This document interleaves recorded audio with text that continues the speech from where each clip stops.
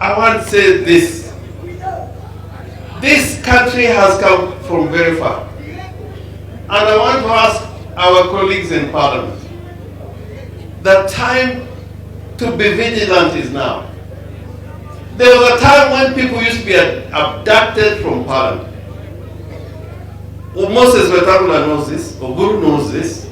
We had many members of Parliament being abducted from Parliament because it is a one-party state.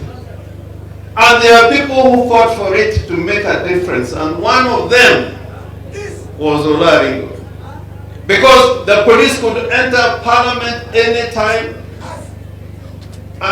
Shikuku and Serone were abducted from Parliament because Parliament was not independent, and people were alive at that time.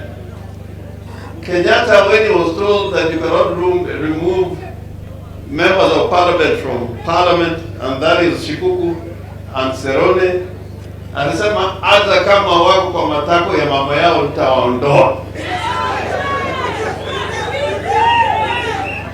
These are the things that Orengo was fighting against. And Moses Wetangula, I want to remind you, because a lot of people may forget.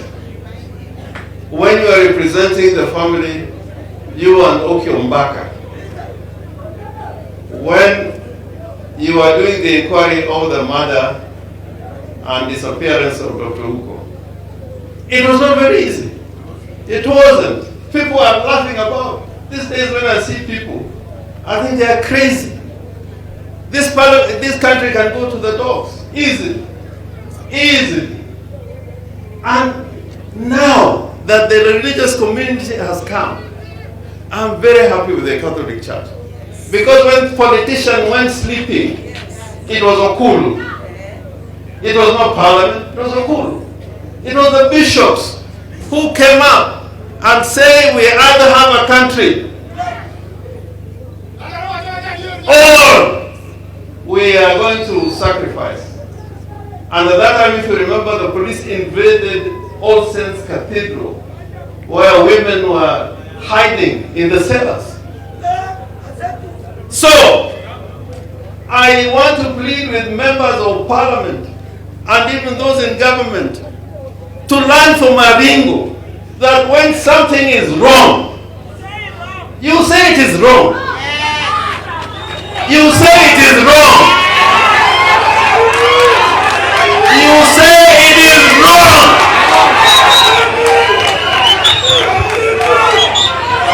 And I want to ask our people, you better swim. Listen to me.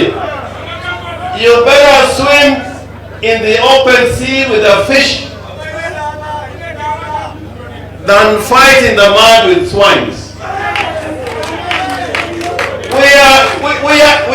We are being made dirty by swines